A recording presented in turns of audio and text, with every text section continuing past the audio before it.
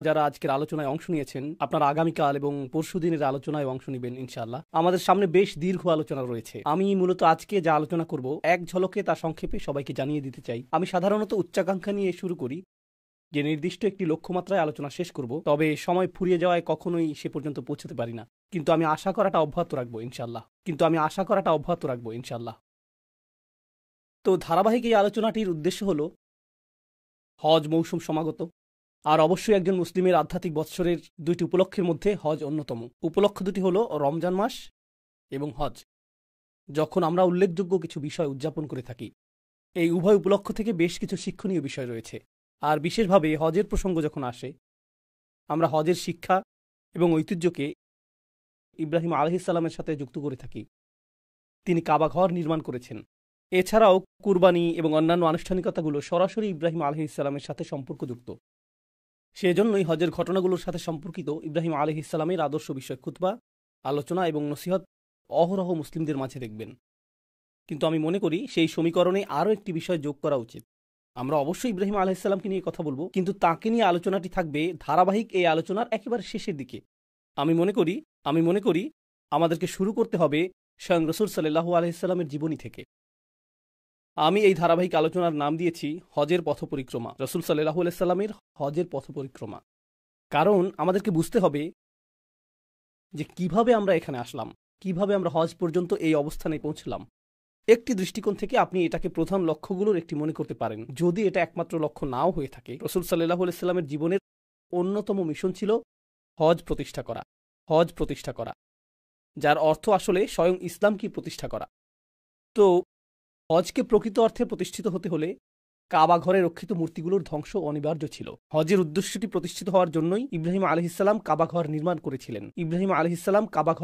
করেছিলেন। আর আমাদের রাসূল সাল্লাল্লাহু আলাইহি ওয়াসাল্লাম ছিলেন ইব্রাহিম আলাইহিসসালামের বংশধর। তিনি সেই দায়িত্ব সমাপ্ত করেছেন যা ইব্রাহিম আলাইহিসসালাম শুরু করেছিলেন হাজার হাজার বছর আগে, তাই না? এক দৃষ্টিকোণ থেকে ইব্রাহিম আলাইহিসসালামের উদ্দেশ্যটি মূলত তাঁর উদ্দেশ্য ছিল, কারণ ইব্রাহিম আলাইহিসসালাম একটি দোয়া করেছিলেন যে মানুষ যাতে পৃথিবীর সকল প্রান্ত থেকে এই ঘরে ছুটে আসে, মিন কুল্লি ফাজ্জিন আমিক, অর্থাৎ সকল বাঁক এবং মোড় থেকে, প্রত্যেক রাস্তার প্রান্ত থেকে মানুষেরা এখানে আসবে। কিন্তু হাজার হাজার বছর ধরে সেটা ঘটেনি। ইব্রাহিম আলাইহিসসালাম সেই ঘরটি নির্মাণ করেছিলেন, আর এই ঘরটি কেবলমাত্র আল্লাহর উপাসনার জন্য নির্ধারিত ছিল না হাজার হাজার বছর ধরে, সম্ভবত 4000 বছরের বেশি সময় ধরে। প্রকৃতপক্ষে আপনি যদি রাসূল সাল্লাল্লাহু আলাইহি ওয়াসাল্লামের সময় জন্মগ্রহণ করতেন, আপনি এক আল্লাহর উপাসনার স্থান হিসেবে কাবাকে বিবেচনা করতে পারতেন না। আপনার কাছে এটাকে মন্দিরের মতো মনে হতো, যেখানে অনেকগুলো মূর্তি ছিল। এটি ছিল বহুধর্মীয় একটি মন্দির। এর অর্থ সেখানে বিভিন্ন ধর্মের সমাগম ঘটেছিল। কেউ লাতে বিশ্বাস করত, কেউ মানাতে বিশ্বাস করত, কেউ উজ্জায় বিশ্বাস করত, কেউ অন্য মূর্তিতে বিশ্বাস করত। যেই সকল মূর্তিতেই তারা বিশ্বাস করত, এটা ছিল এই সবগুলো মূর্তির স্থান। তাদের কিছু একক এবং অভিন্ন আচার অনুষ্ঠান ছিল। এছাড়া ভিন্ন আরও কিছু কিছু আনুষ্ঠানিকতা তাদের প্রত্যেক দল স্বতন্ত্রভাবে পালন করত। এটা ছিল বহুমাত্রিক ধার্মিকতার সমাজ। আমেরিকাতে এমন অল্প কিছু বিমানবন্দর রয়েছে, ইংল্যান্ডেও 1-2টি বিমানবন্দর দেখেছি যেখানে বহু ধর্মীয় প্রার্থনা কক্ষ রয়েছে।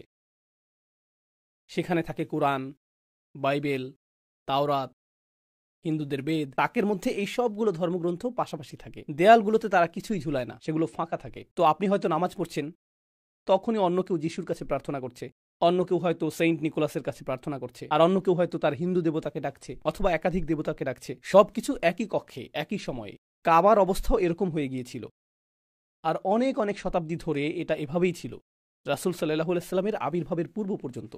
তো আমার সামনে অনেকগুলো উদ্দেশ্য রয়েছে। প্রথম উদ্দেশ্যটি হলো, বিশেষত আমি যখনই আগে আপনাদের এই মসজিদে এসেছি, সিরাতের কোনো একটা অংশ নিয়ে কথা বলেছি। তো আমি সেই ধারাবাহিকতায় অব্যাহত রাখব, এবং এতে 10 মিনিটের মতো সময় লাগতে পারে। কিন্তু আমি আসলে বিস্তারিত যে বিষয়ে কথা বলতে চাই তা হলো রাসূল সাল্লাল্লাহু আলাইহি ওয়াসাল্লামের মিশনের শেষের 3 থেকে 5 বছর সময়কাল। আমরা এই অংশটিকে কাছ থেকে পর্যবেক্ষণ করব এবং নির্দিষ্ট একটি সূরাও লক্ষ্য করব যা সেই সময়ে রাসূল সাল্লাল্লাহু আলাইহি ওয়াসাল্লামের উদ্দেশ্যের প্রতি গুরুত্বারোপ করেছে। সেই ইতিহাস পর্যবেক্ষণ করাটা আসলেই প্রয়োজনীয়, অন্য একটি কারণে, যা আমি 30 মিনিট পরে ব্যাখ্যা করব। আর তা হলো কুরআন কিভাবে ইতিহাসকে লিপিবদ্ধ করেছে। কোরআন অনেক কিছু করেছে, এর মধ্যে একটি কাজ হলো এটা ইতিহাসকে লিপিবদ্ধ করেছে। তো আমরা প্রায় 30 মিনিট পরে সেটা আলোচনা করব। কিন্তু তার আগে আমি শুরু করতে চাই সেই প্রেক্ষাপটটি নিয়ে যেই অবস্থায় রাসূল সাল্লাল্লাহু আলাইহি ওয়াসাল্লামের উপর ওহী নাজিল হয়েছিল। আমরা সকলে জানি যে 40 বছর বয়সে তার উপর ওহী নাজিল হয়, আর প্রাথমিক মাক্কি যুগে তিনি কুরাইশদের মাঝে এই বাণী প্রচার করেছেন। আর এখানে একটা বিষয় যা অনেকেরই অজানা, তা হলো সাধারণ মানুষেরা রাসূল সাল্লাল্লাহু আলাইহি ওয়াসাল্লামের মূল প্রতিপক্ষ ছিল না। মধ্যবিত্ত এবং নিম্ন মধ্যবিত্ত শ্রেণী প্রতিপক্ষ ছিল না। রাসূল সাল্লাল্লাহু আলাইহি ওয়াসাল্লামের প্রতিপক্ষ ছিল রাজনৈতিক শ্রেণী এবং উচ্চবিত্তের সামাজিক এবং অর্থনৈতিক শ্রেণী। সেই সময়কার বিলিয়নিয়ার, মাল্টিবিলিয়নিয়ার এবং রাজনীতিবিদরা ছিল রাসূল সাল্লাল্লাহু আলাইহি ওয়াসাল্লামের মূল প্রতিপক্ষ। তো এমনকি মুসলিম হিসেবে ছোট থেকেই আপনি কিছু নাম শুনেছেন, যেমন আবুল আহাব, আবু জেহেল, উতবা ইবনে রাবিয়া। আপনারা এই নামগুলো আগেও শুনেছেন। তাদের প্রত্যেকেই হয়তো ধনী শ্রেণীর অন্তর্ভুক্ত, অথবা রাজনৈতিক শ্রেণীর অন্তর্ভুক্ত, অথবা উভয় শ্রেণী একসাথে ছিল। এখানে অর্থ এবং ক্ষমতার মধ্যকার সম্পর্ক নিয়ে সংক্ষেপে কিছু কথা বলা জরুরি, কারণ তাদের কেউ কেউ ছিল ক্ষমতাসীন এবং কারো কারো প্রচুর সম্পদ ছিল। আর এই দুটি বিষয়, অর্থ এবং ক্ষমতা, সর্বদাই একে অপরকে সঙ্গ দিয়েছে, যদিও তারা সর্বদা একই হাতে থাকে না। কিছু কিছু ক্ষেত্রে তারা একই হাতে কুক্ষিগত থাকে। উদাহরণস্বরূপ, আজকের পৃথিবীর কিছু কিছু দেশে রাজপরিবার রয়েছে, বেশিরভাগ সম্পদ তাদের হাতে এবং সকল ক্ষমতা তাদের কাছে। তো রাজত্বের মধ্যে অর্থ এবং সম্পদ একীভূত হয়ে আছে। আবার পৃথিবীর অন্য অনেক স্থানে, যেমন আমরা যেসব দেশে বসবাস করছি, এখানে গণতন্ত্রের একটি ছদ্ম আবরণ রয়েছে, কিন্তু বাস্তবে শুধুমাত্র দুটি জিনিস এখানে ক্ষমতায় রয়েছে। এখানে সম্পদশালী মানুষ রয়েছে আর রাজনৈতিক প্রভাব সম্পন্ন মানুষ রয়েছে। বেশিরভাগ ক্ষেত্রেই সম্পদশালী ব্যক্তিরাই রাজনৈতিক ক্ষমতাধর ব্যক্তিদেরকে নিয়ন্ত্রণ করে থাকে, আর অন্য সকলেই এই ভান করে যে তারা আদর্শ গণতন্ত্রে বসবাস করছে। তো এটা ভনিতাপূর্ণ একটা সমাজ, কিন্তু বাস্তবে এই দুটি উপাদান গোটা ইতিহাস জুড়েই বর্তমান ছিল, আর তারা সব সময়ই থাকবে। এটাই সমাজে ক্ষমতার কাঠামো কার্যকর থাকার প্রকৃতি। কোনো কোনো জাতি শুধুমাত্র অন্যদের তুলনায় এ ব্যাপারে বেশি সৎ, এটাই মূল পার্থক্য, তাই না? এরকমও দেখা যায় যে, উদাহরণস্বরূপ, ক্ষমতা শুধুমাত্র রাজনীতিবিদদের হাতেই থাকে না, ক্ষমতা সেনাবাহিনীর হাতেও থাকে। পৃথিবীতে এরকম অনেক দেশ রয়েছে। আপনি যদি এরকম দেশে বসবাস করেন, আপনি ইতিমধ্যে বিষয়টা জানেন, যেখানে নির্বাচন হয়, রাষ্ট্রপতি পরিবর্তন হয়, প্রধানমন্ত্রী পরিবর্তন হয়, দল পরিবর্তন হয়, কিন্তু সকলেই জানে যে সেনাবাহিনীই মূলত দেশ চালায়। এটা সবাই জানে। আমরা সকলে ভান করছি যে ভোট হচ্ছে, নির্বাচন হচ্ছে, কিন্তু পেছন থেকে কেউ কলকাঠি নাড়ছে এবং বলছে তোমাদেরকে আমার কথা মতোই চলতে হবে, না হলে পরবর্তী নির্বাচনে তুমি কিন্তু আর থাকবে না, অথবা তোমার নামে কোনো অভিযোগ আনা হবে যার ফলে তুমি দৃশ্যপট থেকে হারিয়ে যাবে, তাই না? মূলত সম্পদশালীরাই ক্ষমতায় থাকে। এখন আর প্রসঙ্গক্রমে ক্যাথলিক চার্চ এবং রোমান সাম্রাজ্যের ক্ষেত্রেও একই রকম বিষয় কার্যকর ছিল। ক্যাথলিক চার্চের ক্ষেত্রে তৃতীয় আরেকটা মাত্রা যোগ হয়েছিল, যেটিও আমি আপনাদের সামনে উপস্থাপন করতে চাই। তো একটি হলো সম্পদ, একটি হলো ক্ষমতা, আরেকটি ছিল ধর্ম। তৃতীয় আরেকটি মাত্রা যোগ হলো সম্পদ, ক্ষমতা এবং ধর্ম। তো সেই ধরনের সমাজে যা ঘটেছিল তা হলো রাজার একটি উপায়ের প্রয়োজন ছিল, এটা নিশ্চিত করার জন্য যে সমাজ রাজার প্রতি অনুগত থাকবে। ঠিক আছে, সমাজকে অবশ্যই রাজার প্রতি অনুগত থাকতে হবে। তো রাজারা সাধারণত যা করত তা হলো তারা একটি ধর্মযাজক গোষ্ঠী রাখত। যেমন ফেরাউনের ছিল জাদুকর এবং যাজক গোষ্ঠী, অথবা ইউসুফ আলাইহিস সালামের সময় রাজার স্বপ্নের ব্যাখ্যা দেওয়ার জন্য একজন লোক ছিল। স্মরণ করতে পারছেন? এরা ছিল আধ্যাত্মিক সাধক অথবা এ জাতীয় কিছু, সেই সময়ের মরমী সাধক, ধর্মীয় সম্প্রদায়, ধর্মগুরু। একইভাবে রোমান সাম্রাজ্যের ছিল ক্যাথলিক চার্চ, সেখানে এই ধর্মীয় সম্প্রদায়টি বর্তমান ছিল। আর তাদের কাজ ছিল দুইটি। তাদের কাজ শুধুমাত্র মানুষকে ধর্মশিক্ষা দেয়াই ছিল না, বরং ধর্মশিক্ষা দেওয়ার মাধ্যমে তারা মূলত মানুষকে দুটি জিনিস শিখিয়েছে। প্রথমত দান করা, একে অপরকে দান করা না, দরিদ্রকে দান করাও না, বরং চার্চকে দান করা, এটা এক নম্বর। আর দ্বিতীয়ত রাজার জন্য প্রার্থনা করা অথবা রানীর জন্য প্রার্থনা করা, সৃষ্টিকর্তা রানীকে রক্ষা করুন। তাদের এই দুইটি কাজ ছিল। তারা মানুষের কাছ থেকে অর্থ সংগ্রহ করত তাদের পরকালে মুক্তির উদ্দেশ্যে, আর তারা এটা নিশ্চিত করত যে মানুষ যাতে রাজার অনুগত থাকে, কারণ সৃষ্টিকর্তার আশীর্বাদেই রাজা রাজত্ব পেয়েছেন। তো ধর্মের ভূমিকা ছিল মানুষ যাতে তাদের আকাঙ্ক্ষা অনুযায়ী আচরণ করে, এটাই আসলে ছিল এর ভূমিকা। এখন আমাদের সময়ে যা ঘটছে, নতুন প্রজন্মের জন্য ধর্মগুলো ব্যাপকভাবে অপ্রাসঙ্গিক হয়ে পড়ছে, তাই না? তাদের পিতামাতাগণ অনেক বেশি চার্চমুখী, মন্দিরমুখী, এমনকি মসজিদমুখী ছিল, কিন্তু পরের প্রজন্ম সেরকম না। তো এজন্য বিদ্যমান ক্ষমতা কাঠামোকে নতুন এক ধর্ম আবিষ্কার করতে হবে। কিভাবে তারা মানুষকে জড়ো করবে, কিভাবে তারা মানুষকে অনুগত বানাবে। তো গণমাধ্যমগুলো এখন নতুন ধর্মীয় সত্তায় পরিণত হয়েছে। গণমাধ্যম বলতে সামাজিক মাধ্যম, বিনোদন মাধ্যম, সংবাদ মাধ্যম, এরাই এক হিসেবে আমাদের সমাজে ধর্মের স্থানটি দখল করতে শুরু করেছে। তো আগে ছিল ধর্মীয় কাঠামো, যা মানুষের মনে প্রতিনিয়ত বিশেষ ধরনের বার্তা পৌঁছে দিত, কিন্তু এখন গণমাধ্যমগুলোই মানুষের মাঝে বিশেষ ধরনের বার্তা ছড়িয়ে দিচ্ছে। এই আলোচনা অন্য আরেক সময় করা যাবে। আসুন আমরা রাসূল সাল্লাল্লাহু আলাইহি সাল্লামের সিরাতে ফিরে যাই, যেখান থেকে আলোচনাটির সূচনা হয়েছিল। রাসূল সাল্লাল্লাহু আলাইহি সাল্লাম যখন তার বাণীটি লা ইলাহা ইল্লাল্লাহ প্রথম ঘোষণা করলেন, এটা ছিল বড় একটা ধর্মীয় সমস্যা। প্রথমত, কারণ আপনি যদি বলেন যে সৃষ্টিকর্তা মাত্র একজন, কাবা ঘরের মধ্যে অবস্থিত তাদের বিচিত্র রকমের সব ধর্মগুলো, এগুলো সবগুলোই বাতিল হয়ে যাবে। এগুলো কোনোটাই একত্ববাদের ধারণার সাথে একত্রে অবস্থান করতে পারে না। এই ধর্মগুলোর প্রত্যেকটি এই জাতীয় অন্য ধর্মগুলোর সাথে একত্রে অবস্থান করতে পারে। তোমার যা ইচ্ছা বিশ্বাস করতে পারো, তোমার যা ইচ্ছা বিশ্বাস করতে পারো, তোমার মূর্তিটা এখানে রাখতে পারো, তোমারটাও এখানে রাখতে পারো। কিন্তু রাসূল সাল্লাল্লাহু আলাইহি সাল্লাম এমন কিছু নিয়ে আসলেন যা মূর্তিকেই স্বীকার করে না। এটা সৃষ্টিকর্তার বিষয়ে কোনো ছাড় দেয় না। সৃষ্টিকর্তা শুধুমাত্র একজন, আর তিনি প্রথম থেকেই দাবি করেছেন যে এই ঘরটি কখনোই মন্দিরে পরিণত হওয়ার কথা ছিল না। এটা নির্মাণ করেছিলেন ইব্রাহিম আলাইহিস সালাম একমাত্র সৃষ্টিকর্তার উপাসনার জন্য। তোমরা মূলত এই মসজিদের পবিত্রতা নষ্ট করেছো। তো এখানে একটি বড় ধর্মীয় সমস্যা দেখা দিল। এছাড়া রাজনৈতিক একটা সমস্যাও ছিল। রাজনৈতিক সমস্যাটা হলো, ইসলাম এসে এরকম কথা বলছে যে আমরা সকলে আদম আলাইহিসসালামের সন্তান, আর আদম আলাইহিসসালামের সকল সন্তানই সম্মানিত। আমরা যদি সকলেই আদম আলাইহিসসালামের সন্তান হই, এর অর্থ আক্ষরিকভাবেই আমরা সকলে জন্মগতভাবে সমান। যদিও আমরা জন্মগতভাবে বিভিন্ন স্থানের, আপনি এই গোত্রের হতে পারেন, সেই গোত্রের হতে পারেন। আপনার গোত্রের কোন জিনিসটা নিয়ে আপনি গর্ব করেন? আপনার পূর্বপুরুষের পরিচয়। কিন্তু তার বাবা কে ছিল? আপনি যদি এভাবে যেতে থাকেন, সকল মানুষের পিতাকে আদম আলাইহিসসালাম, যার অর্থ আমরা সকলেই মানবতার গোত্রের সদস্য, আমরা সকলেই সমান। বুঝতে পারছেন? তো গোত্রীয় শ্রেষ্ঠত্ব সাংঘাতিক এক সমস্যা হয়ে দাঁড়িয়েছিল। যদি সকল মানুষ সমান হয়, আপনি কোন গোত্রের সেই বিবেচনায় শ্রেষ্ঠত্বের দাবি করতে পারেন না। সকলের মৌলিক অধিকারগুলো সমান। তো এটা ছিল আরেকটা সমস্যা। এখন কুরাইশরা আর শ্রেষ্ঠত্বের দাবি করতে পারবে না, এমনকি তাদের নিজেদের ভিতরেও শ্রেণী বিভাগ ছিল। এখন তারা আর এটা চর্চা করতে পারবে না। অন্য আরো সমস্যাও ছিল। কোরআন অগ্রসর হওয়ার সাথে সাথে এই সমস্যাগুলো উদ্ভূত হতে শুরু করলো। উদাহরণস্বরূপ আল্লাহ বলছেন, فذلك الذي يدع اليتيم ولا يحض على طعام المسكين। প্রাথমিক এই ওহী বলছে এমন ব্যক্তি সম্পর্কে যে এতিমকে ধাক্কা দেয় এবং দরিদ্রকে আহার করায় না। এখানে দরিদ্রকে উদ্দেশ্য করে বলা হচ্ছে না, এখানে বলা হচ্ছে ধনীদের উদ্দেশ্যে। এখানে সেই ধনীদের উদ্দেশ্যে বলা হচ্ছে যারা এতিমদেরকে ধাক্কা দেয়, যারা সমাজের দরিদ্র শ্রেণীকে বঞ্চিত করে, যারা ব্যবসায় মানুষকে প্রতারিত করে। আল মুতাফফিফিন। কোরআন অর্থনৈতিক দুর্নীতির সমালোচনা করেছে, যা দরিদ্রদের দ্বারা করা সম্ভব না। দরিদ্রদের কাছে তো দুর্নীতিগ্রস্ত হওয়ার জন্য যথেষ্ট সম্পদই থাকে না। কোরআন সমাজের অত্যাধিক ধনী শ্রেণীর সমালোচনা করেছে। আর প্রসঙ্গক্রমে আপনি যখন ধনী শ্রেণীকে রাগান্বিত করেন, তারা নীরবে এটা সহ্য করে না। সরকারের সাথে তাদের সরাসরি সংযোগ রয়েছে।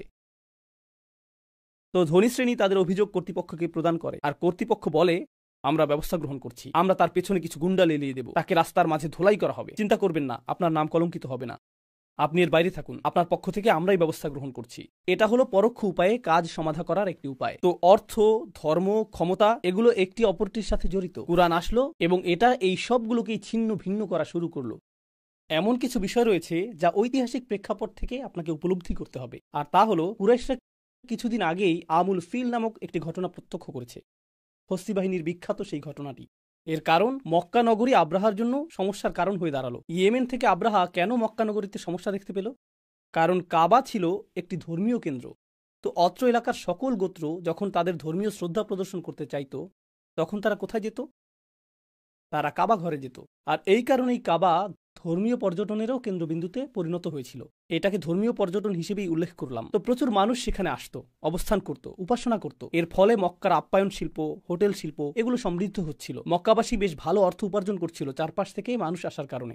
আর আব্রাহা কাউকে তার শহরে আনতে পারছে না, কারণ কাবা ছিল ধর্মীয় কেন্দ্র। আর এখানে আরেকটা কারণ ছিল, আর তা হলো যেহেতু এটা ছিল ধর্মীয় কেন্দ্র, সকল বাণিজ্য কাফেলা কাবার পথ ধরে মক্কা হয়েই চলাচল করত। তো তারা ইয়েমেনে কেনাবেচা করত, এরপর মক্কা হয়েই চলাচল করত। যে পণ্য তারা ইয়েমেনে ক্রয় করত সেগুলো সিরিয়ায় বিক্রি করত। তারপর তারা সিরিয়া থেকে আবার ক্রয় করত। প্রসঙ্গক্রমে সিরিয়া আবার ইউরোপের সাথে সম্পর্কযুক্ত ছিল, সেখানে ইউরোপীয় পণ্যও পাওয়া যেত। তারা এই পণ্য কিনত, মক্কার রাস্তা ধরে ইয়েমেনে যেত এবং ইয়েমেন থেকে শুরু করে গোটা আফ্রিকায় সেই পণ্য বিক্রি করত। তো আফ্রিকা ইউরোপের বাণিজ্য এই পথেই পরিচালিত হতো, যার কেন্দ্র ছিল মক্কা। আর এর পেছনে একমাত্র কারণ ছিল এটা যে সকল মূর্তিগুলো সেখানে ছিল, এটাই একমাত্র কারণ। তো যখন ইসলাম আসলো, কোরআন আসলো এবং রাসূল সাল্লাল্লাহু আলাইহি সাল্লাম বললেন আল্লাহ ছাড়া উপাসনার যোগ্য আর কোনো সৃষ্টিকর্তা নেই, এটা শুধু ধর্মীয় সমস্যাই ছিল না, অর্থনৈতিকভাবেও এটা ছিল সমস্যাজনক। আবার রাজনৈতিকভাবেও এটা সমস্যাজনক ছিল, কারণ আমরা যদি সকল মূর্তিগুলো ধ্বংস করে দেই, এই অঞ্চলের সকল গোত্রগুলো আমাদের শত্রুতে পরিণত হবে। তারা সকলে আমাদের ঘৃণা করবে, কারণ আমরা তাদের মূর্তিগুলোকে আক্রমণ করেছি। তখন আমরা আমাদের চিরাচরিত বাণিজ্য পথে আর চলাচল করতে পারবো না, সেটা আর পারবো না। তখন আমাদের অর্থনীতির এই রাজপথটি বিলীন হয়ে যাবে, কেউ আর এই ঘরে আসবে না। ফলে পর্যটনের অর্থ আসাও বন্ধ হয়ে যাবে। আমরা তো রাতারাতি দেউলিয়া হয়ে যাব, আর মানুষও আমাদের হত্যা করবে। এই জন্য তাদেরকে এটা রক্ষা করতে হবে। এখন আব্রাহা তার নিজের কেন্দ্রের দ্বারা কাবাকে প্রতিস্থাপন করতে চেয়েছিল। আমরা জানি হস্তি বাহিনীর সাথে কি ঘটেছিল এবং সেই অঞ্চলটির মাঝে এর কি প্রভাব পড়েছিল। আরবের সকল গোত্রের মাঝে এই বিশ্বাস তৈরি হলো যে কুরাইশা অনুগ্রহপ্রাপ্ত মানুষ, কুরাইশা পবিত্র মানুষ এবং কাবা ঘরটি পবিত্র। অর্থাৎ কুরাইশ হলো কাবার যথাযোগ্য তত্ত্বাবধায়ক, আর সেজন্যই তাদেরকে ক্ষমতায় রাখতে হবে। তাদের এই ক্ষমতা বরং আরও বেশি বৈধতা পেয়ে গেল হস্তি বাহিনীর এই অলৌকিক ঘটনার মাধ্যমে। এমনকি হস্তি বাহিনীও এই লোকদের কিছু করতে পারেনি। অতএব আমাদেরকেও সতর্ক হতে হবে। তো সকলেই কুরাইশদেরকে তাদের মতো ছেড়ে দিয়েছিল রাসূল সাল্লাল্লাহু আলাইহি সাল্লামের আবির্ভাবের সময় পর্যন্ত। তো যখন এই আদর্শিক সংঘাতের সূচনা হলো, অবশেষে এটা এমন অবস্থায় উপনীত হয় সেখানে রাসূল সাল্লাল্লাহু আলাইহি সাল্লাম প্রায় হত্যার শিকার হয়েছিলেন এবং তাকে নির্বাসিত করা হয়েছিল। তাকে তায়েফে চলে যেতে হয়েছিল। এমনকি তারও আগে তাকে শিয়াবে আবু তালিবে নির্বাসিত করা হয়েছিল। আর যখন তার জীবনের উপর চূড়ান্ত আঘাতের পরিকল্পনা হলো, তখন তাকে গোপনে মদিনায় হিজরত করতে হয়েছিল, যেখানে কিছু মুসলিম আগেই হিজরত করে চলে গিয়েছিলেন, তাই না? তো এখন রাসূল সাল্লাল্লাহু আলাইহি সাল্লাম মদিনায় রয়েছেন। আর প্রথম বছরের মধ্যেই কুরাইশরা বুঝতে পারলো যে এটা বৃহত্তর সমস্যা তৈরি করবে, কারণ আমরা এই সমস্যাটিকে আটকাতে পারিনি। এখন সে যেহেতু মদিনায় রয়েছে, সে হয়তো স্বাচ্ছন্দ্যে তার কার্য পরিচালনা করতে পারবে, অন্য গোত্রগুলোও হয়তো মুসলিম হওয়া শুরু করবে। তো কুরাইশরা নিশ্চিত ছিল না যে আমরা কি এই নবীর বিরুদ্ধে, মুহাম্মাদের বিরুদ্ধে যুদ্ধ করব, তাকে এবং তার অনুসারীদেরকে হত্যা করব, মদিনা পর্যন্ত গিয়ে তাদেরকে হত্যা করব, অথবা তারা তো আর আমাদের জন্য সমস্যাজনক না, কারণ তারা দূরে চলে গিয়েছে, এটা এখন অন্য মানুষদের সমস্যা, আমাদের এটা নিয়ে চিন্তিত হওয়ার প্রয়োজন নেই। তো মক্কাবাসীদের দুই ধরনের মতামত ছিল, আমরা কি তাদের পেছনে তাড়া করব, নাকি আমরা তাদেরকে ছেড়ে দেব। আর তারা যদি ক্ষমতাশালী হয়েও যায় সেটাও ভালো, কারণ তারা তো আমাদেরই আত্মীয় স্বজন, সেক্ষেত্রে আমাদের নিজের লোকেরাই ক্ষমতাশালী হয়ে উঠবে। তো তখনকার সময়ের মক্কার দুই রাজনৈতিক দলের মাঝে এই বিতর্ক চলছিল। আর এই বিতর্ক চলাকালীন অবস্থায় কুরাইশরা যা করছিল তারা স্বাভাবিক নিয়মেই বাণিজ্য পরিচালনা করছিল। তাদের সেই বাণিজ্য কাফেলা চলমান ছিল। আর রাসূল সাল্লাল্লাহু আলাইহি সাল্লাম যখন সকল মুসলিমদের নিয়ে ছোট একটি জোট গঠন করলেন, তিনি আদেশ দিলেন যে এই বাণিজ্য কাফেলাগুলোকে আক্রমণ করা শুরু করতে হবে। তো তাদের বাণিজ্য আক্রান্ত হতে শুরু করলো, যেটা সম্পূর্ণরূপে ন্যায়সঙ্গত, কারণ তোমরা তাদেরকে ঘর থেকে বিতাড়িত করেছো এবং তাদের সম্পদ চুরি করেছো। তারা তাদের সম্পদ ফেরত পাবার জন্য তোমাদের আক্রমণ করছে। তো রাসূল সাল্লাল্লাহু আলাইহি সাল্লাম এখন মক্কার অর্থনীতির প্রাণসত্তাকে আক্রমণ করলেন। এখনকার সময়ে এটা অনেকটা গ্যাস পাইপলাইন অথবা তেল পাইপলাইন অথবা নৌ বাণিজ্য পথ দখলে নেওয়ার মতো। কেউ নৌ বাণিজ্য পথ বন্ধ করে কিছু জাহাজ আটকে দিল, অথবা গ্যাস পাইপলাইন বন্ধ করে দিল। এরপর কি ঘটে? F-16 যুদ্ধবিমান উড়িয়ে দেওয়া হয়, ড্রোন হামলা শুরু হয়, তাই না? এটা যুদ্ধ ঘোষণা। তারা তখনও বিতর্কে লিপ্ত ছিল, আমরা কি মুহাম্মাদের পেছনে তাড়া করব নাকি করব না। যখন তারা জানতে পারলো যে কয়েকটি বাণিজ্য কাফেলা আক্রান্ত হয়েছে, আমরা তো এটা মেনে নিতে পারি না, এই হুমকি দূর করতে হবে। তো এখন তাদের মধ্যে যারা ছিল আক্রমণাত্মক, তারা এই বিতর্কে জয়ী হয়ে গেল যে মুসলিমদের আক্রমণ করা আমাদের উচিত হবে কিনা। তাই তারা মুসলিমদের আক্রমণ করতে এগিয়ে আসলো, যা বদরের যুদ্ধের সূচনা করলো। তো অত্যন্ত দ্রুততার সাথে এটা ঘটে গেল। আপনারা ঘটনাটা জানেন। আমি বদরের যুদ্ধের পুঙ্খানুপুঙ্খ বিবরণ দিব না, কিন্তু মুসলিমগণ তাদেরকে বদর যুদ্ধে বেশ অপমানজনক পরাজয় প্রদান করেছিল। আর সেই পরাজয়ের ফলে কুরাইশরা এখন দুটি সমস্যার সম্মুখীন হলো। এক, গোটা অঞ্চলে ছড়িয়ে গেল যে তারা পরাজিত হয়েছে। হস্তি বাহিনীও একসময় তাদেরকে পরাজিত করতে পারেনি, আর এখন তারা কতিপয় লোকের কাছে পরাজিত হলো, যাদেরকে তারা বলতো أراذلنا بادي الرأي। হীন, অধম, গৃহহীন লোকেরা, অপরাধী, দাস, দুর্বল ও নির্বোধ লোকেরা। আর এদের কাছেই তারা পরাজিত হলো। তাদের জন্য এটা ছিল বেশ খারাপ। এর উপরে আরবদের একটা রীতি ছিল, যা আমার মনে হয় না যে কোথাও এখন আর বর্তমান রয়েছে। তাদের নারীরা তাদেরকে প্রচুর অপমানিত করত। অবশ্যই আপনারা এর সাথে পরিচিত নন। তো পরাজিত হয়ে তারা বাড়ি আসলো, আর ও কি ধরনের পুরুষ তুমি যে পরাজিত হয়ে এসেছো, তোমার তো আমাদের মতো চুরি পরে ঘরে বসে থাকাই ভালো ছিল, নারীদের সাথে তোমাদের কি পার্থক্য। সেই যুগে নারীরা তীক্ষ্ণ ভাষার অধিকারী ছিল, আর তারা জানতো যে আপনার আত্মসম্মানে আঘাত করতে ঠিক কোন কথাটা বলতে হবে। তাই গৃহে প্রবেশ করে তারা তীব্র তিরস্কারের শিকার হয়েছিল, আর তারা প্রতিশোধ স্পৃহায় দগ্ধ হচ্ছিল। এটা আসলেই খারাপ। বদরের পরাজয়ের পরে তারা প্রফুল্ল চিত্তে বাড়ি ফিরেনি, তারা ক্রোধান্বিত অবস্থায় বাড়ি ফিরেছিল। আর তাদের মধ্যে এখন আর ভীতি কাজ করছে না, বরং তাদের মধ্যে প্রতিশোধ স্পৃহা কাজ করছিল। তো পরের বার তারা 1000 সৈন্য নিয়ে আসেনি, তারা এসেছিল 3 থেকে 4000 সৈন্য নিয়ে। আর তারা তাদের নারীদেরকেও যুদ্ধক্ষেত্রে নিয়ে এসেছিল। ওহুদের যুদ্ধে তারা তাদের নারীদেরকে নিয়ে এসেছিল, কারণ তারা মনে করেছিল আমরা যদি ভীত হয়ে পড়ি এবং পালিয়ে যাবার চেষ্টা করি, পেছন থেকে নারীরা আমাদের তিরস্কার করবে, কিভাবে তোমরা পালাতে পারছো, তাই না? আর যদি তারা পালিয়েও যায়, নারীরা তো অত দ্রুত পালাতে পারবে না। মুসলিমগণ তখন তাদের নারীদেরকে গ্রহণ করবেন, যা তাদের পুরুষত্বকে প্রশ্নবিদ্ধ করবে। প্রকৃত পুরুষ মানুষ হিসেবে আমরা ভীত নই, আমরা আমাদের নারীদেরকে সাথে নিয়েই আসবো। তো তারা তাদের নারীদেরকে নিয়ে আসলো, যারা পেছন থেকে নাচ গান করে উৎসাহ যোগাচ্ছিল। এটাই ওহুদে তাদের সেনাবাহিনী, যারা আক্রমণ করতে এসেছিল। আমি ওহুদের পুঙ্খানুপুঙ্খ বিবরণ দিব না, তবে একটি বিষয় আপনাদের জানা উচিত, মুসলিমরা বেশ ভালোভাবে তাদের কোণঠাসা করে ফেলেছিল, তাদেরকে বেশ ভালোভাবে শায়েস্তা করা হয়েছিল।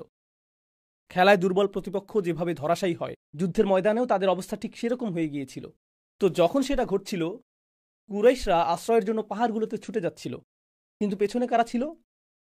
তাদের নারীরা। তারা তাদের বর্মগুলো ফেলে যাচ্ছিল, কারণ বর্মসহ তারা দ্রুত পালাতে পারছিল না।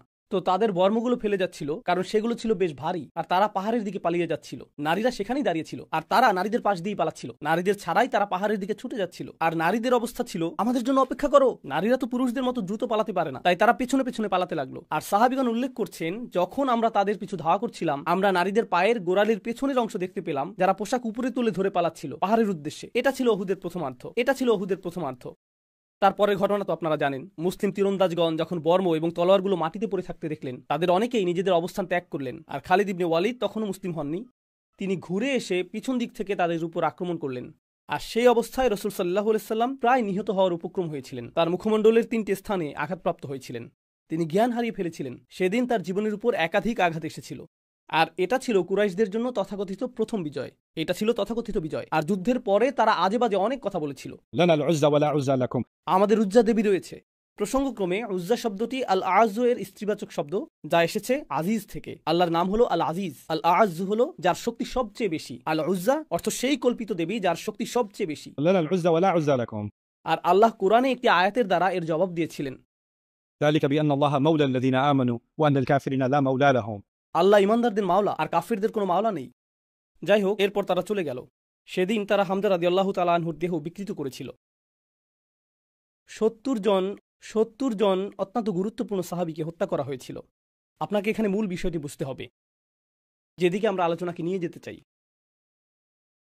আর তা হলো যুদ্ধের বেশিরভাগ অর্থায়ন। যুদ্ধ করার জন্য আপনার যা অর্থ প্রয়োজন, যুদ্ধের বেশিরভাগ অর্থই আসছিল আনসারদের কাছ থেকে। আনসার কারা তা তো আপনারা জানেন, সাহায্যকারী মদিনার স্থানীয় সাহাবীগণ। মক্কাবাসী মুহাজিরগণ এক প্রকার খালি হাতে এসেছিলেন, তারা তো সম্পদ নিয়ে আসেননি। তাই বেশিরভাগ অর্থ এবং বেশিরভাগ লোকবল এসেছিল আনসারদের কাছ থেকে। ওহুদে যখন আনসারদের মধ্য থেকে বেশ বড় সংখ্যক সাহাবী শহীদ হলেন, নিহত হওয়া প্রত্যেক ব্যক্তিই ছিলেন কোনো না কোনো পরিবারের প্রধান। আর প্রত্যেক পরিবারের প্রধানই ছিলেন তার পরিবারের জন্য আয়ের প্রধান উৎস, এবং আয়ের প্রধান উৎস সেই মুহাজিরদের জন্য যাদেরকে তারা আশ্রয় দিয়েছিলেন। তো উপার্জনকারী এবং অর্থসংস্থানকারী 70 জন মানুষ হঠাৎ করেই মারা গেলেন। আর পরিত্যক্ত বর্ম এবং তরবারিগুলো যা তারা রেখে গিয়েছিলেন, প্রতিটি বর্ম এবং প্রতিটি তরবারির মূল্য ছিল এ যুগে আপনার জন্য একটি বাড়ি ক্রয় করার মতো। অন্য কথায়, আপনার আজীবনের সঞ্চয় একটি বর্মের জন্য ব্যয়িত হতো, আপনার আজীবনের সঞ্চয় কয়েকটি তরবারির জন্য ব্যয়িত হতো। তো কুরাইশরা যখন মুসলিমদের বর্ম এবং তরবারিগুলো নিয়ে গেল, মুসলিমগণ ব্যাপক পরিমাণে সম্পদ হারালেন এবং তারা তাদের অর্থসংস্থানকারীদের হারালেন একই সাথে। এটা ইতিমধ্যেই ছিল দারিদ্র্যপীড়িত একটি সমাজ। ويؤثرون على أنفسهم ولو كان بهم خصاصة. কুরআন আমাদেরকে বলছে যে আনসারগণ, মদিনার স্থানীয় সাহাবীগণ, তারা মুহাজিরদেরকে নিজেদের উপরেও প্রাধান্য দিচ্ছিলেন, যদিও তারা নিজেরাই অনাহারে থাকতেন। উপরন্তু এখন অর্থসংস্থান বন্ধ হয়ে গেল। তো মুসলিমদের অবস্থা এখন আরও শোচনীয় হয়ে পড়ল। তারা গভীরভাবে আঘাতপ্রাপ্ত। من بعد ما أصابهم القرح. আল্লাহ এভাবে বর্ণনা করেছেন, এমনকি গভীর আঘাত যখন তাদেরকে আহত করল। আরবিতে করহ হলো যখন একটি তীর আপনার চামড়া ভেদ করে হাড়ের মধ্যে প্রবেশ করে, মাংস ভেদ করে হাড়ে প্রবেশ করে, এটাকেই বলা হয় কর। যে কোনো জখমকে সাধারণভাবে বলা হয় জার অথবা জুর, কিন্তু গভীর জখম যা হাড় ভেদ করে তাকে বলা হয় কর। আল্লাহ কর শব্দটি ব্যবহার করেছেন ওহুদে যা ঘটেছিল তা বর্ণনা করার জন্য। তো এটা ঘটেছিল ওহুদে। এখন মুসলিমগণ আহত। যেহেতু মুসলিমগণ আহত হলেন, কুরাইশরা ফিরে গেল। তারা ভালো বোধ করছে, কিন্তু তারা নিজেদের নির্বুদ্ধিতা উপলব্ধি করলো। তারা বলল, আরে ভাই, আমাদের তো উচিত ছিল তাদেরকে শেষ করে দেয়া। মুসলিমরা শক্তিহীন হয়ে পড়েছিল, ইসলামকে আমরা একেবারে নিঃশেষ করে দিতে পারতাম। জানি না তখন কি হয়েছিল আমাদের। তারা কিন্তু শেষে আতঙ্কিত হয়ে পড়েছিল এবং দ্রুত প্রস্থান করছিল। কিন্তু এখন তারা প্রশ্ন করতে শুরু করলো, আরে ভাই, আমরা এই সমস্যাটাকে সমূলে শেষ করে দিতে পারতাম। আমরা একা তাদের বিরুদ্ধে যুদ্ধ করব না।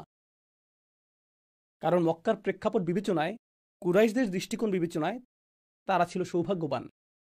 তারা ওহুদেও পরাজয়ের দ্বারপ্রান্তে ছিল। মুসলিমগণ শুধুমাত্র কৌশলগত একটি ভুল করেছিলেন, অন্যথায় এই যুদ্ধেও কাফেররা পরাজিত হয়েছিল। পুনরায় তারা একা রাসূল সাল্লাল্লাহু আলাইহি সাল্লামের মুখোমুখি হবার ঝুঁকি নিবে না। তো তারা কি করল?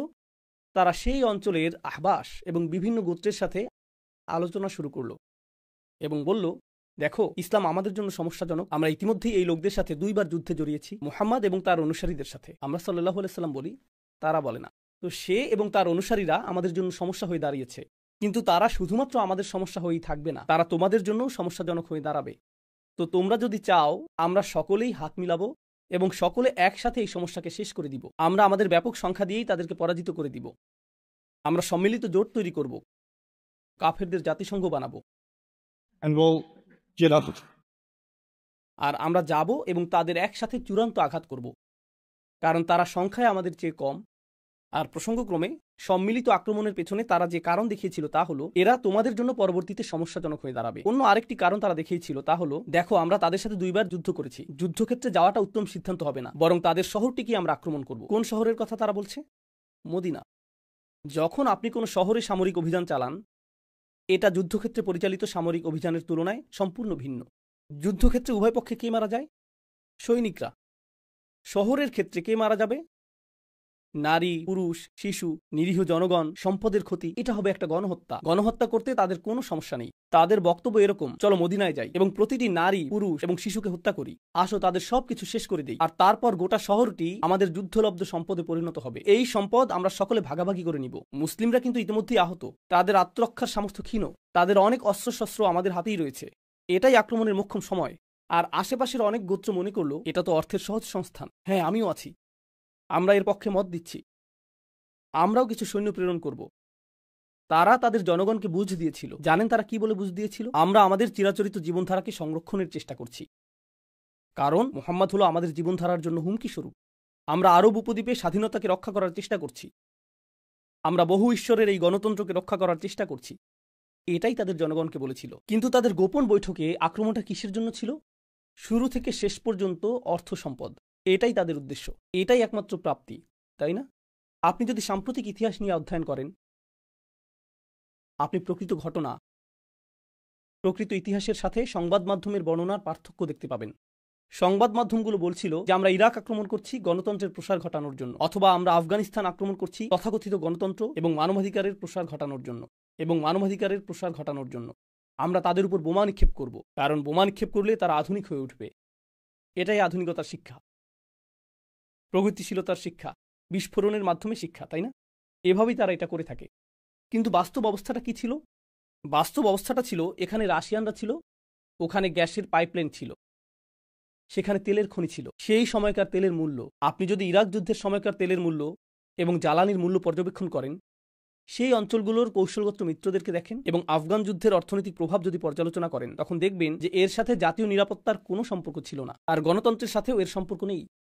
এগুলোর কোনোটাই সেখানে ছিল না। মূলত এর পেছনে ছিল এই খনিজ সম্পদ। যুদ্ধগুলো সব সময় এজন্যই সংঘটিত হয়েছে, আর কুরাইশরাও এই চিন্তাই করেছে। এমন চিন্তা করাটা অতি সরল অধ্যয়ন যে এটা ছিল শুধুই ইসলাম বনাম কুফর। তাদের কুফরের চূড়ান্ত রূপ ছিল দিরহামের প্রতি উপাসনা, অর্থের উপাসনা, সম্পদের উপাসনাও ছিল একটি বড় কারণ। তো এখন মূল কথায় ফিরে আসি। তারা বড় ধরনের একটা আক্রমণের জন্য প্রস্তুত হচ্ছিল, একাধিক গোত্রের সমন্বয়ে গঠিত।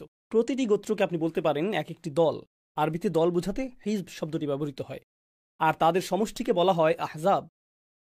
তো সেই সমষ্টি যারা একত্রিত হয়েছিল, যারা সকল মুসলিমদেরকে হত্যা করার জন্য একত্রিত হয়ে মদিনায় আক্রমণ করতে এসেছিল, সেটাই ছিল আহজাবের যুদ্ধ।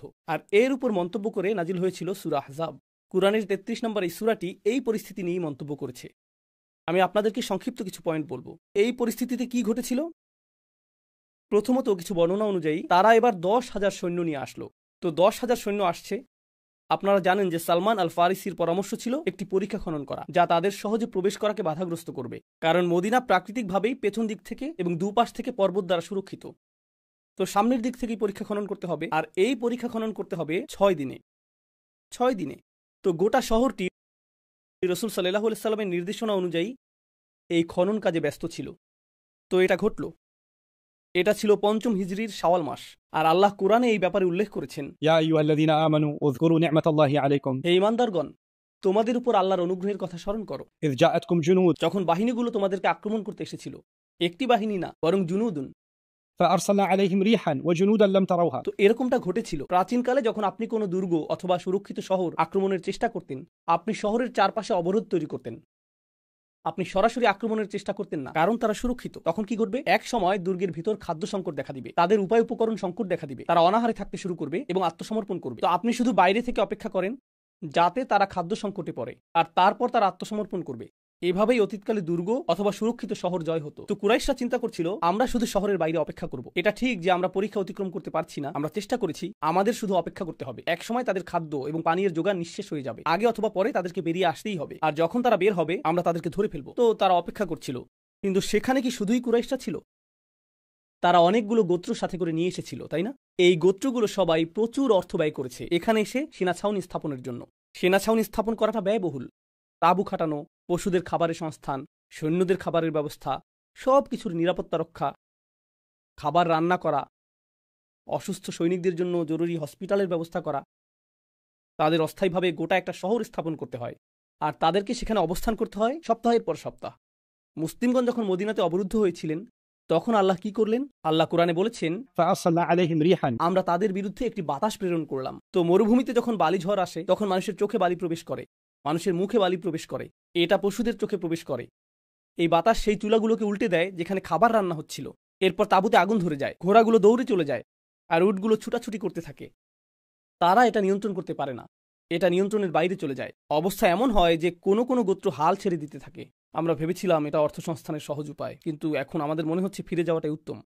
তাদের কেউ কেউ চলে যেতে শুরু করলো, আর এক পর্যায়ে কুরাইশরা দেখলো এভাবে এটা আর চলবে না, তো তারাও মক্কায় ফিরে গেল।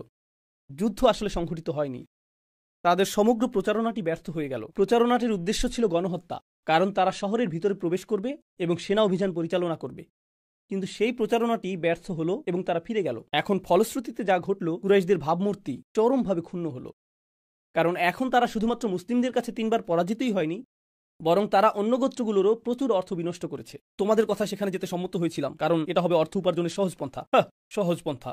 আমরা মরুভূমিতে গিয়ে অবস্থান করলাম, কয়েক সপ্তাহ ধরে নিজেদেরকে কাবাবে পরিণত করলাম, আর এরপর ফিরে আসলাম। তোমরা আমাদের এতগুলো অর্থ নষ্ট করেছ। তোমাদের যদি আবারও কোনো অনুরোধ থাকে তখন অন্য কারোর সাথে কথা বলবে, আমরা আর কথা বলতে চাই না। এখন তারা বিশ্বাসযোগ্যতা হারালো, তারা আস্থা হারালো এমন মানুষদের কাছে যারা তাদেরকে ক্ষমতাধর এবং সম্মানিত কুরাইশ হিসেবে বিবেচনা করত। তো এটা ছিল সেই অঞ্চলে কুরাইশদের রাজনৈতিক কেন্দ্রবিন্দুতেই তাদের চরম অধঃপতন। রাজনৈতিক কেন্দ্রবিন্দুতেই তাদের চরম অধঃপতন। এখন এই সব কিছু বলার পরে আমাদেরকে পরবর্তী ধাপে যেতে হবে, আর মূলত এটাই আপনাদের সাথে আমি আলোচনা করতে চেয়েছি। এতক্ষণ আমি যা বললাম তা ছিল ইতিহাসের গুরুত্বপূর্ণ এই ঘটনাগুলো উল্লেখের মাধ্যমে প্রেক্ষাপট তৈরি করা, যেটা সূরা ফাথ অধ্যয়নের জন্য পথ উন্মোচিত করবে ইনশাআল্লাহ। সূরা ফাথের কিছু অংশ আমরা পরবর্তী পর্বে আলোচনা করব ইনশাআল্লাহ। খন্দকের যুদ্ধের 1 বছর এবং কয়েক মাস পরে রাসূল সাল্লাল্লাহু আলাইহি সাল্লাম একটি স্বপ্ন দেখলেন, আর তিনি স্বপ্নে দেখলেন যে তিনি উমরা করছেন এবং এই উদ্দেশ্যে তিনি মাথা মুন্ডন করছেন। তো তিনি এই স্বপ্নের কথা সাহাবীদেরকে বললেন। এটা বললেন যে আমি এই স্বপ্নটা দেখেছি, আমরা উমরা করতে যাব, আর সমস্যা হলো আপনাকে উমরা করতে মক্কায় যেতে হবে। আর মক্কার অধিবাসীরা 1 বছরের কিছু বেশি সময় আগে, প্রায় 14-15 মাস আগে, তারা আপনার দোরগোড়ায় এসেছিল আপনার শহরের প্রত্যেক নারী, পুরুষ এবং শিশুর রক্ত ঝরানোর প্রতিজ্ঞা নিয়ে। তারা গণহত্যার জন্য উন্মাদ হয়ে গিয়েছিল। আর এখন আপনি একটি স্বপ্ন দেখলেন যে আপনি সেখানে যাবেন এবং উমরা সম্পন্ন করবেন আরবদের জন্য কোমরে তরবারি রাখা ছিল পোশাক পরিধানের মতো। তরবারি ছাড়া তারা নিজেদেরকে উলঙ্গ মনে করত। তারা এটাকে অস্ত্র হিসেবেই বিবেচনা করত না। এটা অনেকটা এরকম, আপনি যখন আমেরিকার ড্যালাস শহর থেকে বের হয়ে কিছুটা প্রত্যন্ত এলাকায় যাবেন, সেখানে আপনার এই ধারণা করা উচিত না যে কাউকে অস্ত্রহীন অবস্থায় দেখবেন। Right. আমি কয়েকবার এরকম এলাকায় গাড়ি চালিয়ে গিয়েছি, আর সেখানকার পেট্রোল পাম্পগুলোতে বেশ মজা পেয়েছিলাম সাইনবোর্ডগুলো দেখে। সেখানে লেখা ছিল আমরা পুলিশে খবর দেই না, আর পাশেই একটা পিস্তলের ছবি। সেই সময়ে আরবরা এরকম ছিল, তারা সব সময় তরবারি সাথে রাখত। কিন্তু যখন আপনি যুদ্ধ করতে যান, আপনি বর্ম, তরবারি, তীর, ধনুক, বর্ষা নিয়ে যান, আপনি সামর্থ্য অনুযায়ী সব কিছু নিয়ে যান। কিন্তু আপনি যখন হজ করতে যান তখন শুধু আত্মরক্ষার জন্য হালকা অস্ত্র বহন করেন, এর বেশি কিছু না। মিকাত অতিক্রম করার পর আপনি ইহরাম পরিধান করেন, তো আপনি মূলত অরক্ষিত। আর আপনি সাথে করে শত শত কুরবানির পশু নিয়ে যান। প্রকৃতপক্ষে গ্রন্থগুলোতে উল্লেখ রয়েছে 1400 মুসলিম এই সফরে রাসূল সাল্লাল্লাহু আলাইহি সাল্লামের সঙ্গ দিতে সম্মত হয়েছিলেন। এ কথা জানা সত্ত্বেও যে তারা যেখানে যাচ্ছেন সেই মানুষগুলো তাদের প্রত্যেককেই মৃত দেখতে চায়। আর এই কাফেররা পরোয়া করে না যে কে নিরীহ আর কে নিরীহ না, তারা এর কোনো পরোয়া করে না। তো রাসূল সাল্লাল্লাহু আলাইহি সাল্লাম এই স্বপ্নটি দেখলেন, সাহাবীগণও যাত্রার জন্য প্রস্তুত, কারণ রাসূল যদি কোনো স্বপ্ন দেখেন এটা ওহীরই অংশ, এটা ওহী। তো তারা সকলে সম্মত হলেন। এখন মুনাফিকরা যারা মদিনারই অধিবাসী, তারা এই স্বপ্নের কথা শুনে খুশি হয়ে গেল।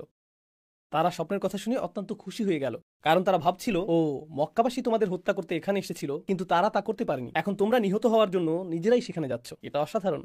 কারণ তারা মনে করত মদিনায় ইসলাম তাদের জন্যও সমস্যা। তারা মনে করত ইসলাম মদিনায় আসার আগেই তাদের জীবন ভালো ছিল। তো রাসূল সাল্লাল্লাহু আলাইহি সাল্লামকে যদি হত্যা করা হয়, মুনাফিকরা এতে খুবই খুশি হবে। তো তারা আসলেই খুশি হলো যখন রাসূল সাল্লাল্লাহু আলাইহি সাল্লাম বললেন তারা উমরা করতে যাবেন। তারা বলল, হ্যাঁ, হজ বরকতময় হোক, আপনাদের জন্য দোয়া করছি। আর সূরা ফাতহে আমরা এই বিষয়ে মন্তব্য দেখতে পাবো। আল্লাহ আসলে আলোচনা করবেন তাদের এই খুশি হওয়ার ব্যাপারে। যাই হোক, এটা বোঝা যায় যে সংখ্যাগরিষ্ঠ মানুষ 1400 মানুষের প্রায় সবাই ছিলেন প্রকৃত ঈমানদার, একজন ব্যক্তি ছাড়া। আমরা সেই একজনের ঘটনা পরে আলোচনা করব।